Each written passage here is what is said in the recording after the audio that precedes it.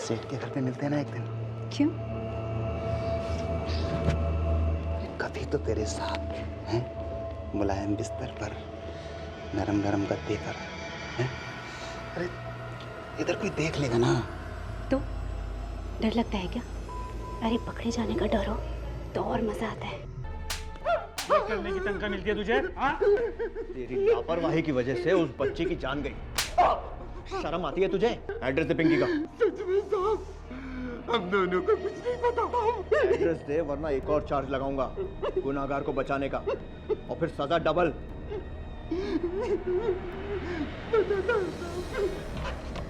Shinde, watchman के बताए हुए पते पर एक टीम भेजो पिंकी को ढूंढने के लिए। सर, और वो वॉचमैन? फिलहाल के लिए छोड़ दो, लेकिन नजर रखना, अगर झूठ बोल रहा है तो कोई ना कोई गलती जरूर करेगा।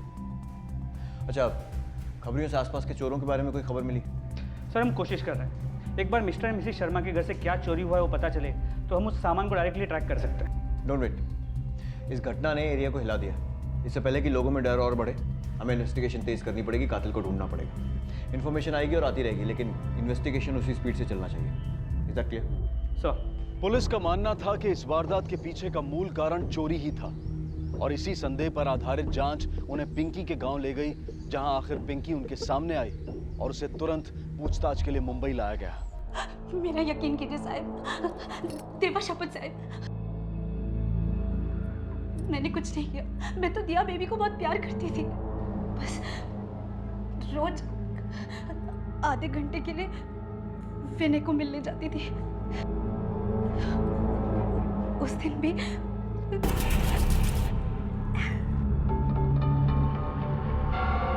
दिया, पिंकी दीदी अब भी आएगी नीचे से जाके, ठीक है? तब तक तू ये एप्पल खा, ओके? और फिर मैं नीचे गई। इसके पहले भी मैं कई बार गई थी साहब, कुछ नहीं होता था, क्योंकि दिया बेबी बहुत शांत थी। टीवी लगा दो तो बस शांत होके टीवी देखती थी साहब। तो फिर जब तुम वापस आई तो क्या देखा तुमने?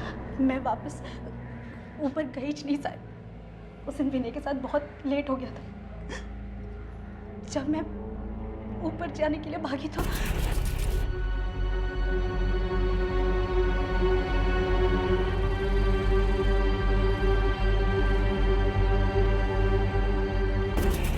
इतना ही पता है साहब, मेरा यकीन कीजिए, मैंने कुछ नहीं किया।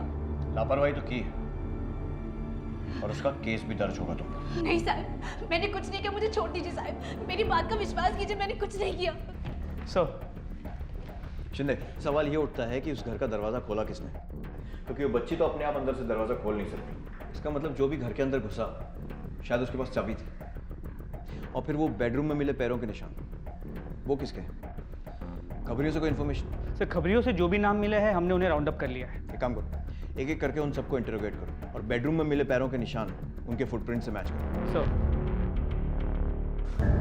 तुम लोग यहाँ पहले भी आ चुके हो, जानते हो ना अगर मेरी सनक गई तो क्या होता है?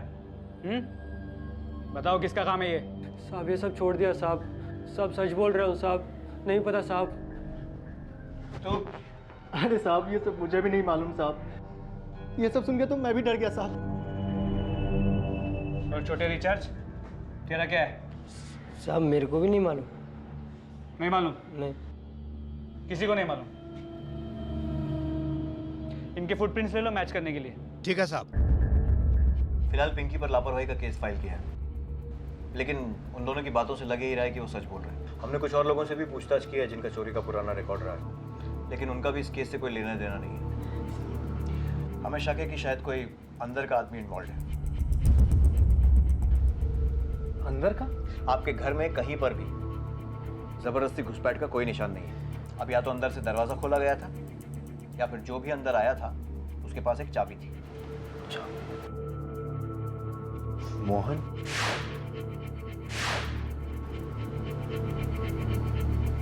मेरा मतलब सर, मिस्टर मोहन शर्मा हमारे सोसाइटी के सेक्रेटरी हैं। एक एक्स्ट्रा चाबी हमने उनको दी हुई है। लेकिन मोहन और वृंदा? गुड, हम उनसे पूछताछ करेंगे। अब पुलिस के पास कातिल तक पहुंचने का एकमात्र सबूत रह गया था कदमों के वो निशान जो बेडरूम में पाए गए थे। देरी थी तो बस उनके किसी से मेल खाने की। नहीं नहीं सर, ये गलत है सर। ये सर गलत है सर, इट्स अनफेयर। आपको हम क्या खूनी और क्रिमिनल्स लगते हैं? मोहन जी जरा शांति से। वी आर रिस्पेक्टेड पीपल और सोसाइटी में कोई क्रिमिनल्स नहीं रहते हैं यहाँ पे। हमने कब कहा कि आपके सोसाइटी में क्रिमिनल्स रहते हैं? तो सर ये आप क्या बात कर रहे हैं फुटप्रिंट्स लेने की? वो एक हैरेसमेंट ही तो है। और अगर उस बच्ची की जगह आपका बच्चा होता तो, या फिर आपके, या मैडम आपके, तभी आपको ये इन्वेस्टिगेशन हैरेसमेंट ही लगता। ये इन्वेस्टिगेशन सिर्फ दिया के कातिल को ढूंढने के लिए नहीं हो रहा है, बल्कि इसलिए भी हो रहा है कि आगे आपकी फैमिली के साथ ऐसा भयानक हादसा ना हो। आपका काम है अपने परिवार की सुरक्षा करना और हमारा आपकी सिक्योरिटी देखना। तो आप अपना काम कीजिए और हमें अपना करने दीजिए। लेकिन सर प्लीज, हम आप लोगों से रिक्वेस्ट करते हैं, दिया के साथ जिसने भी ये किया उसे पकड़वाने में हमारी मदद कीजिए। हाथ जोड़ते हैं, हमारी मदद कीजिए दिया के कातिलों को पकड़वाने में। हमें कुछ फुटप्रिंट मिले हैं और फिंगरप्रिंट किसी के समझ में नहीं आ रहे हैं, इसीलिए फुटप्रिंट ले रहे हैं। इंस्पेक्टर साहब, आप मुझसे शुरू कीजिए।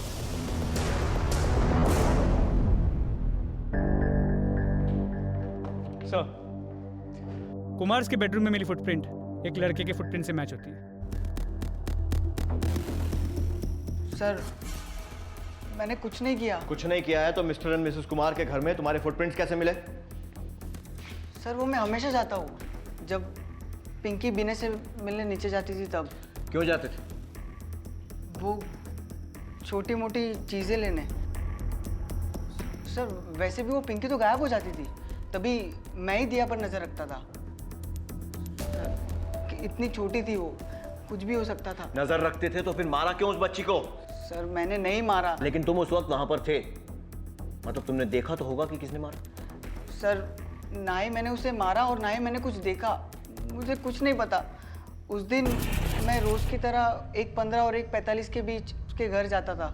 मैं बस जा ही रहा था कि मुझे कुछ आवाज़ें सुनाई दी। मुझे लगा अंदर कोई है, इसलिए मैं रुक गया। लेकिन मैंने अपने फ्रेंड्स को प्रॉमिस किया था कि मैं उन्हें ट्रीट दूंगा, इसलिए मैंने दोबारा कोशिश की। अंदर गया तो मशीन ऑन था, मुझे लगा कपड़े धोने रखे होंगे। अचानक मैंने देखा बाथरूम के बाहर पानी पड़ा था, पर पानी लाल था, तो मैं बहुत डर गया। मैंने एक बार कोशिश की कि खोल के देखूं, पर मुझसे हिम्मत नहीं हुई। मैं सीधा बेडरूम चला गया। मुझे पता था शरद अंकल सिगरेट्स कहाँ रखते हैं। सर, इसीलिए मैं भी मेरे फुटप्रिंट्स आपको मिले होंगे। Sir, I seriously don't know दिया को किसने मारा। और क्या देखा तुमने वहां पे? सर, और कुछ नहीं दिखा सर। सर, जितने भी लीड्स मिले सभी डेड एंड निकले। इस पिंकी और बिना की तो अपनी अलग ही कहानी है, जिसका शायद दिया के साथ कोई रिलेशन है ही नहीं। और वो फुटप्रिंट्स, वो भी किसी काम नहीं है। सब कुछ समझ में नहीं आ रहा। एक बात तो समझ में आ रही है शिंदे, कि पिंकी घर में थी और फिर कुछ देर के लिए शिव, और शिव ने कहा कि वॉशिंग मशीन उसके आने से पहले ही ऑन था, और जब वो घर में था तब पानी ओवरफ्लो होना शुरू हुआ। इसका मतलब कातिल दिया को पहले ही मार चुका था और शिव के आने के पहले ही भाग चुका था। अब अगर कोई चोरी करने के मोटिव से आया होता तो कत्ल करने में अपना टाइम क्यों वेस्ट करता, और फिर कुछ लेकर भी नहीं गया, क्योंकि घर से कुछ भी गायब नहीं है। इसका मतलब ये है कि ये चोरी का केस तो नहीं है। जो भी वहां आया था वो दिया को मारने के लिए आया था। मोटिव कुछ और है शिंदे। एक काम करो, पता लगाओ मिस्टर कुमार की किसी से दुश्मनी थी क्या, कोई प्रॉपर्टी का केस, रिश्तेदारों के बैकग्राउंड भी चेक करो। बिना किसी ठोस वजह के इतनी छोटी सी सर, मैंने आपको पहले ही बताया, हमारी किसी के साथ दुश्मनी नहीं है।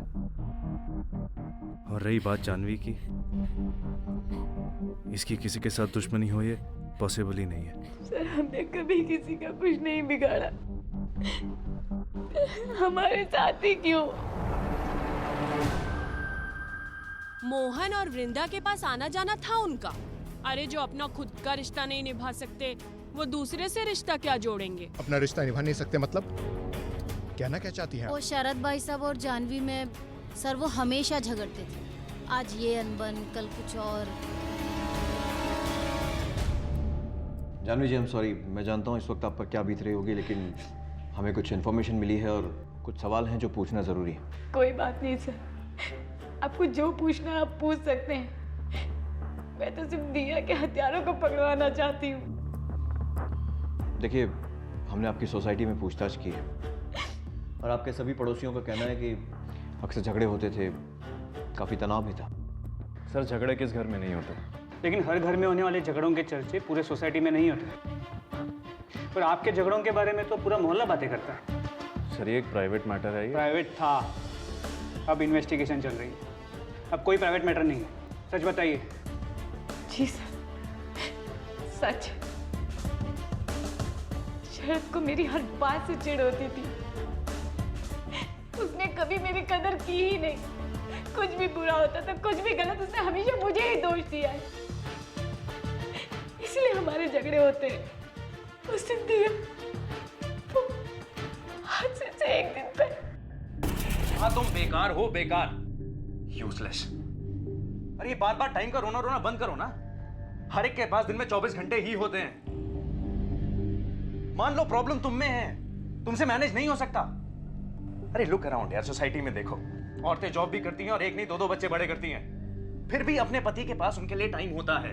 तुम ऐसा क्यों नहीं कर सकती? कोशिश कर रही हूँ ना शरद, एक तरफ ऑफिस है, दूसरी तरफ दिया। कहाँ से निकालूं टाइम हमारे लिए? तो क्यों पैदा किया था बच्चा? तुम ही ज्यादा चाहो था ना बच्चा पैदा करने का।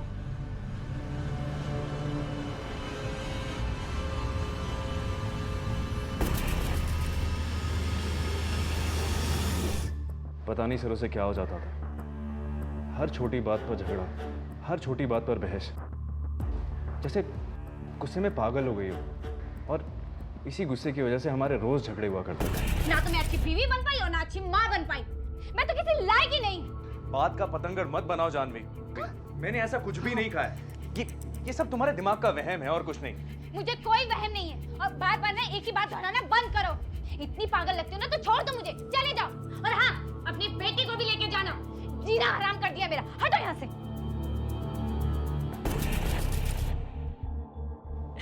सर दिया मेरा सब कुछ थी और इसी बात से शरद को चिढ़ होती थी। चिढ़ता था उससे, हमेशा कोसता रहता था उसे।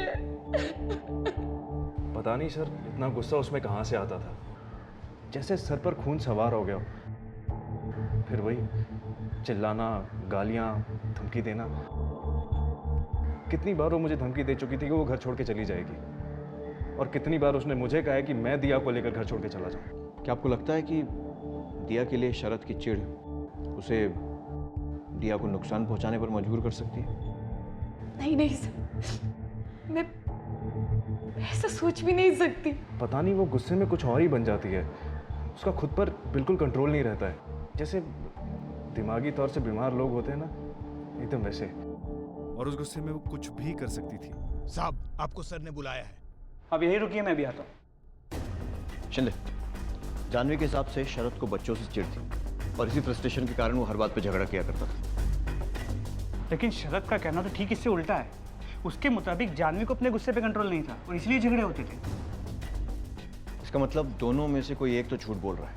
लेकिन समझ में ये नहीं आ रहा कि कौन सच कह रहा है और कौन झूठ। एक काम करो, शरद से पूछो कि वो मर्डर वाला दिन कहाँ थी। मैं जानवी से पूछताछ करता हूँ। सर कहाँ थी मतलब? ऑफिस में होंगी, और कहाँ? नहीं, मैं एग्जैक्ट टाइम के बारे में पूछ रहा हूँ। 1:30 से 1:45 के बीच में। 1:30 से 1:45? सर लंच टाइम होता है। शायद मैं अपने कॉलीग्स के साथ लंच करने पेंट्री गई होंगी। मुझे कुछ ठीक से याद नहीं है सर। उस दिन जो कुछ हुआ सब धुंधला सा है। मुझे कुछ भी याद नहीं है सर। मैं मीटिंग में था सर। अपने ऑफिस में? जी, अपने ऑफिस में। सर, इस शरद का बर्ताव मुझे कुछ अजीब लग रहा है। जानवी भी बहुत घुमा फिरा के बातें कर रही है। एक काम करो, दोनों के बयानों की जांच करो, उनके कॉल रिकॉर्ड्स मंगवाओ और उनके ऑफिस के सीसीटीवी फुटेज भी। पता करो कौन सच बोल रहा है और कौन झूठ। सर देखिए, आप ठीक से याद कीजिए। You can take your time. नहीं सर, ज़्यादातर शरद और मैं साथ में रहते हैं और उस दिन भी वो मेरे साथ में था। सारा सीसीटीवी फुटेज 11 बजे से लेकर 3 बजे तक का इमीडिएट। जानवी वो तो ऑफिस में थी, शी वाज एट ऑफिस ना। हमने तो उसको लंच के लिए भी बुलाया पर वो आई नहीं, शायद उसकी तबीयत खराब थी सर। ये कितने बजे की बात थी? 1 के आसपास थी। सर ये कॉल रिकॉर्ड्स और सीसीटीवी फुटेज।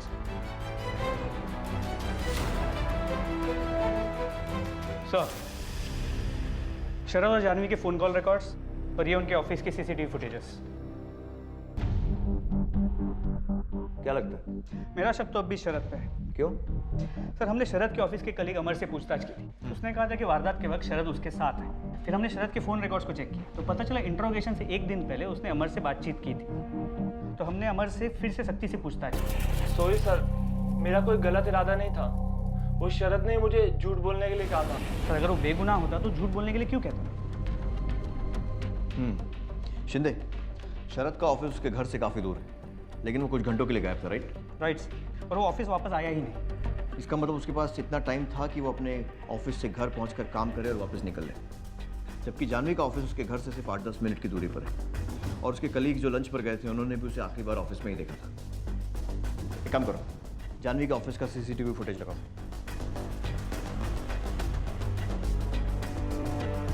सर, रुको,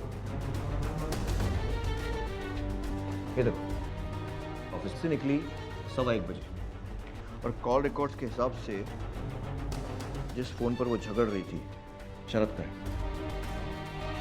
तो फिर वो कहाँ गई? सर, यहाँ तो दोनों पति पत्नी झूठ बोल रहे हैं। शिंदे, मुझे लगता है थोड़ी सख्ती से पूछताछ करने की जरूरत है। एक काम करो, बुलाओ दोनों को फिर से। सर, ये सब क्या है?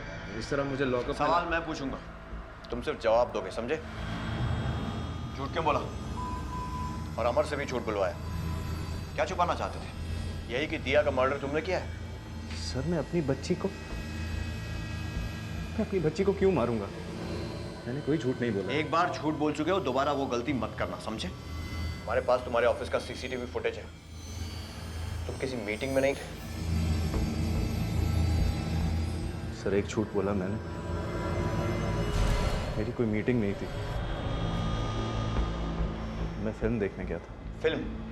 सर, रोज वही ऑफिस, वही घर, जानवी से झगड़े, मैं तंग आ गया था सर। मुझे बस अपने लिए थोड़ा वक्त चाहिए था। लेकिन झूठ क्यों बोला? तो और क्या बोलता सर? वहां मेरी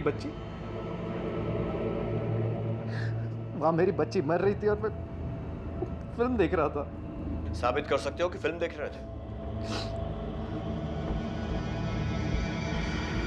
फिल्म का नाम बता सकता हूँ, थिएटर का नाम बता सकता हूँ, इसके अलावा मेरे पास और कोई सबूत नहीं है। लेकिन हमारे पास है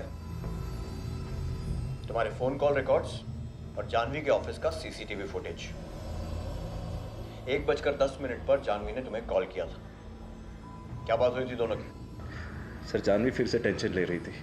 मुझे लगा हर बार की तरह वो छोटी सी बात का पतंगड़ बना रही होगी, लेकिन काश इस बार मैंने उसकी बात मान ली होती। कौन सी बात? शरद 12 से 13 बार कॉल ट्राई कर चुकी हूँ, वो पिंकी फोन ही नहीं उठा रही है। मुझे बहुत टेंशन हो रही है। दिया ठीक तो होगी ना? अरे वो निकम्मी पता नहीं वॉचमैन के साथ फिर से। प्लीज तुम घर जाके चेक कर सकते हो? अरे यार, मैं बिजी हूँ और तुम्हें टेंशन हो रही है ना इतनी, तो तुम जाके देखो। शरद, मैं नहीं जा सकती, अभी क्लाइंट मीटिंग है मेरी। Client meeting? और मैं यहाँ पे मक्खियाँ मार रहा हूँ क्या बैठ के? एक बात समझ लो, मेरा काम तुम्हारे काम से ज्यादा इंपॉर्टेंट है। क्लाइंट मीटिंग और टेंशन तुम्हें हो रही है ना? देन प्लीज गो, मुझे तंग मत करो। हेलो शरद, मेरा घर से वक्त पर ऑफिस पहुंचना इम्पॉसिबल था सर। मुझे क्लाइंट मीटिंग की तैयारी भी करनी थी और शरद समझने के लिए तैयार ही नहीं था, इसीलिए मुझे उस पर गुस्सा आ रहा था। लेकिन अब लगता है कि मुझे घर चले जाना चाहिए था, जो मेरी बेटी आज मेरे साथ होती।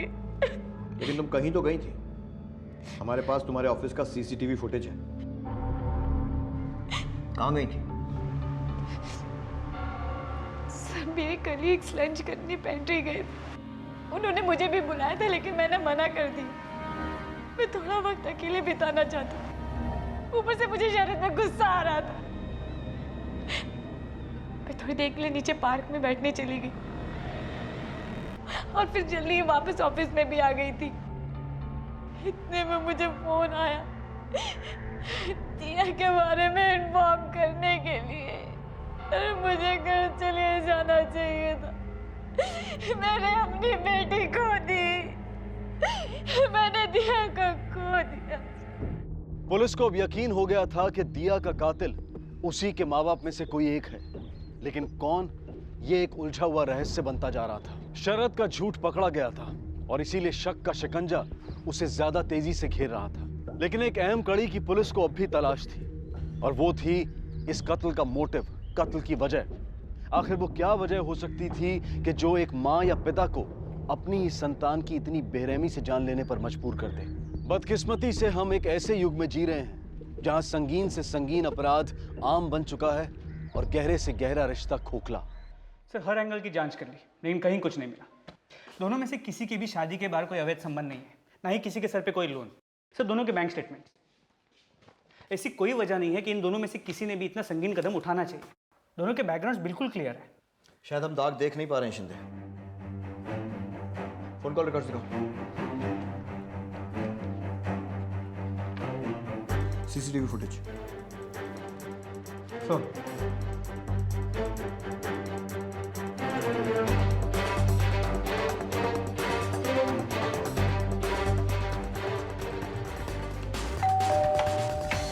कौन है शरद? विक्टर झा।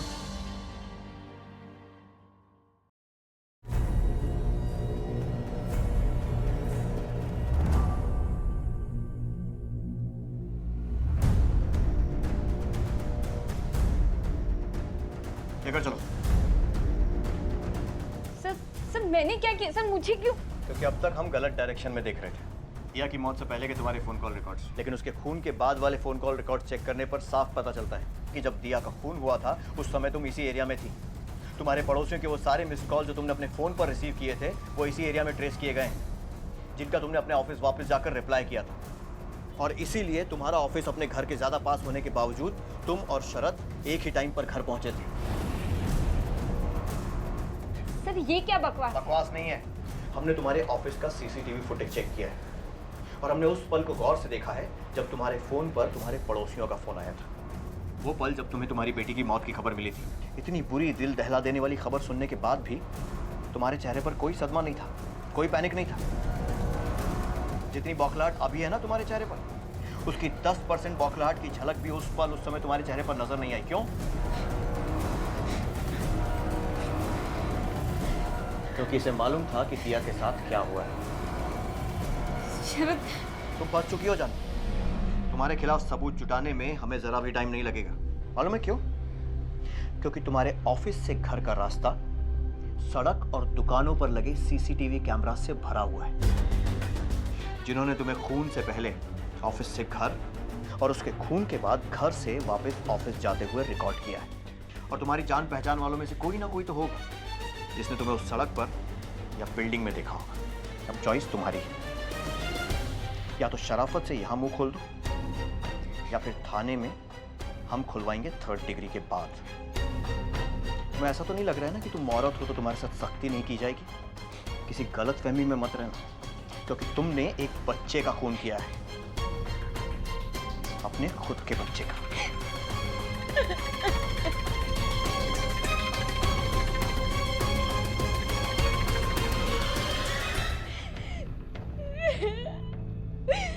सर मैं उसे नहीं मारना चाहती थी, मैं उसे नहीं मारना चाहती थी।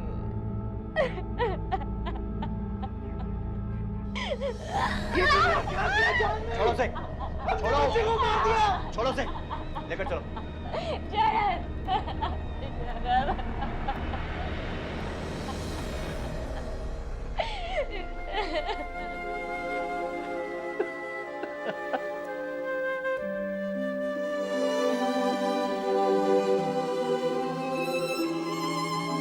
दिया,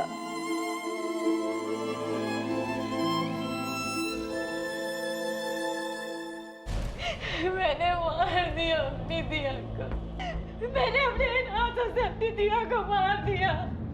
थक गई थी मैं, कुछ समझ नहीं आ रहा था मुझे। ऑफिस का काम, घर, दिया, शरद, पागल हो गई थी मैं। नाकामयाब माँ, नाकामयाब बीवी, और शरद से तो कोई उम्मीद ही नहीं थी, ना किसी और से। कब मेरे हाथों से सब कुछ निकल गया, सब बिगड़ गया, मुझे कुछ समझ में नहीं आया। क्या यार इतना लेट? टाइम देखा है तुमने? हाँ यार, इसको भूख लग रही है, इतनी देर से खाना मांग रही है। कैसी माँ हो तुम? समझ में सॉरी, मैं 2 मिनट दूं बस, मैं अभी आई। सॉरी बेटा। आ करो। ये खाना है कि मजाक है? जल्दी जल्दी में कुछ भी बना दोगी क्या? तुम खाओ अपना ये सड़ा खाना। शरद सुनो तो। प्लीज। दिया, मामा की काम की चीज है ना वो। शरद तुम दिया को सुला दोगे क्या? मुझे प्रेजेंटेशन तैयार करनी है। यार ऐसे सुलाते सुलाते मेरी नींद उड़ जाएगी। यार ऑफिस में बहुत काम था, आज मैं थक गया हूँ। तुम मुझे सुलाओ ना प्लीज। मैं प्लीज। अच्छा ठीक है, दिया को मम्मा सुलाएगी, ठीक है? गुड गर्ल, आ जाओ, चलो यहाँ पे नीनी कर लेते हैं। आ जाओ, चलो मान जाओ दिया, मम्मा को काम भी करना है। अरे मैं बोल रहा हूँ ना यार। अरे नहीं, दिक्कत किस बात की होगी? और तेरी भाभी को क्यों दिक्कत होगी? तुझे मैं इनवाइट कर रहा हूँ ना, तू बस चुप करके आ जाना। Okay bye. जानवी, अमर का फोन आया था, वो आज शाम को ना डिनर पे आएगा। तो कुछ अच्छा सा बना लेना, कुछ चिकन विकन बना लेना, ठीक है? नहीं, आज कैंसिल कर दो। आई एम ऑलरेडी टायर्ड और ऑफिस का काम भी है तो हार्डली टाइम मिलेगा मुझे। तुम्हारी टाइम की रट फिर शुरू हो गई। बाकी सब चीजों के लिए टाइम है तुम्हारे पास, मैं कुछ कह दूं उसके लिए टाइम नहीं है। अरे यार सैटरडे संडे है, छुट्टी है, पूरा हफ्ता तुम्हारे पास 1 सेकंड टाइम नहीं होता है मेरे लिए। एटलीस्ट वीकेंड पे तो टाइम निकाला करो। छुट्टी तुम्हारे लिए होगी शरद, वीकेंड पे मेरा काम दुगना हो जाता है। घर का और ऑफिस का दोनों काम मुझे इसी टाइम पे निपटाना पड़ता है। समझ आई तुम्हें? हद है। वाह, घर का काम? अरे मुझे लगा हमारा घर का काम हमारी काम वाली बाई करती है। अगर उसका काम भी तुम करती हो तो उसे तनख्वाह क्यों देते हैं? निकाल देते हैं ना उसे। शरद प्लीज। अरे यू शट अप यार, बहाने मत बनाओ। तुमसे नहीं होता मैनेज तो एक्सेप्ट करो, मुझसे कुछ नहीं हो पाएगा। बस हो गया? अरे हाथ नहीं बढ़ा सकते, कम से कम प्रॉब्लम को समझा करो। Stop it. रोज की तरह एक नया ड्रामा शुरू मत करो। बात करने की तमीज नहीं है। चाइल्ड, दिमाग खराब। और उस दिन मैंने शरद को कॉल भी किया था, अपने लिए नहीं दिया के लिए। लेकिन टेंशन उसे क्यों होगी? घर, दिया सब मेरी तो जिम्मेदारी है ना, तो मुझे ही टेंशन होगी, उसे क्यों? और तो उसने मुझे ही डांट के फोन काट दिया। उसके बाद मैं ही उसका ध्यान रखने के लिए घर चली गई थी, लेकिन मजा आता ना बच्चों को। घर फैला पड़ा रखा है। दिया चुप करो, मैं रिटायर हो चुकी। पिंकी, पिंकी, पिंकी, पिंकी, पिंकी। यार ये पिंकी भी हद है। दिया चुप करो। पिंकी, पिंकी। दिया मैंने कहा ना, आवाज नहीं चाहिए मुझे।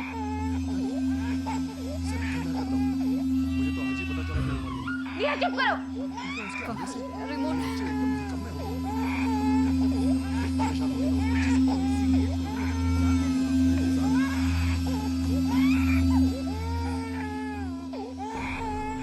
पानी पानी पानी पानी बंद क्यों नहीं हो रहा? बंद क्यों नहीं हो रहा पानी? दिया चुप रहो। सॉरी दीदी, बस बहाने मत बनाना। We're getting late. तुम्हारे हमेशा की नकली। आवाज नहीं चाहिए, मैंने कहा तुम्हें एक बार में समझ क्यों नहीं आता है? बेकार हो बेकार। हर एक के हाथ में 24 घंटे ही होते हैं। क्यों पैदा किया था बच्चा? अरे यू शट अप यार। मुझ पर और दुनिया पर अरे हाथ नहीं बढ़ा सकते, कम से कम प्रॉब्लम को समझा करो। तुमसे नहीं होता मैनेज तो एक्सेप्ट करो। क्या यार इतना लेट? अरे हाथ नहीं बढ़ा सकते, कम से कम प्रॉब्लम को समझा करो। तुमसे नहीं होता मैनेज तो एक्सेप्ट करो। बस बहाने मत बनाना। दिया बता दे तुम्हारे हमेशा की नकली। यू शट अप यार। तुम्हारे हमेशा की नकली। नहीं होता मैनेज तो एक्सेप्ट करो।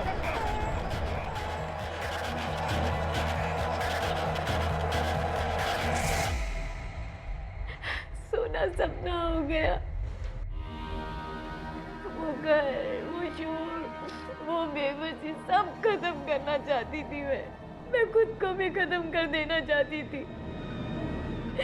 फिर अचानक एहसास हुआ कि सारा शोर ही खत्म हो गया। अपनी सांसों को महसूस कर पा रही थी मैं। फिर समझ में आया कि दिया, मैं मशीन ने दिया को बचाने के लिए भागी, लेकिन अचानक दरवाजा खोलने की आवाज आई। मुझे लगा पिंकी होगी, वो दिया को बचा लेगी। मैं डर गई थी, इसलिए मौका देख के मैं वहां से भाग गई। या तो मेरे लिए सब कुछ थी, फिर मैंने ही अपनी बेटी को, सबसे लड़की गलती है, उसने मुझे पागलपन के साथ तक धकेल दिया। मैंने अपनी बेटी को मार दिया। कई युगों पहले चाणक्य ने कहा था, क्रोध यमराज है, क्रोध अंत है। आज का हमारा आधुनिक जीवन रोज हमारे चारों ओर चीख चीख कर इस पुरानी कहावत का प्रमाण दे रहा है। भागदौड़, संघर्ष और परेशानियों भरे जीवन में अक्सर एक किस्म का दबाव पैदा होता है। हम में से कुछ लोग इस दबाव को झेल पाते हैं, लेकिन कई लोग ऐसे भी हैं जिन्हें यह दबाव एक घोर अपराध की ओर धकेल देता है। आसान नहीं है आजकल जिंदगी, खासकर उन महिलाओं के लिए जो एक साथ कई जिम्मेदारियां निभाती हैं। एक पत्नी की जिम्मेदारी, एक गृहिणी की जिम्मेदारी और खासकर एक माँ की जिम्मेदारी। अगर एक महिला मेहनत कर घर के आर्थिक विकास में योगदान कर सकती है, तो क्या यह पुरुष का फर्ज नहीं बनता कि वो घर की अन्य जिम्मेदारियों में महिला का साथ दे, उसे सहयोग दे? शरद वाकई नेत्रहीन था जो जानवी की पीड़ा देख नहीं पाया। वो नासमझ था जो अपनी पत्नी की व्यथा और उसके जज्बात को समझ नहीं पाया। और इसी बेपरवाही ने उस छोटे से परिवार को एक खौफनाक अंत तक पहुंचा दिया। क्रोध वाकई में सब नष्ट कर देता है। अपने घरों में, अपने परिवारों में अपनी समझ में मौजूद इस दबाव को, इस क्रोध को नजरअंदाज ना करें, सतर्क रहें। अब मैं अनूप सोनी आपसे विदा लेता हूं। फिर मुलाकात होगी अगले एपिसोड में एक और चौंका देने वाले केस के साथ। तब तक अपना और अपने परिवार का ख्याल रखें और देखते रहें क्राइम पेट्रोल डायल 100। सबक एक को, सीख हम सबको। जय हिंद।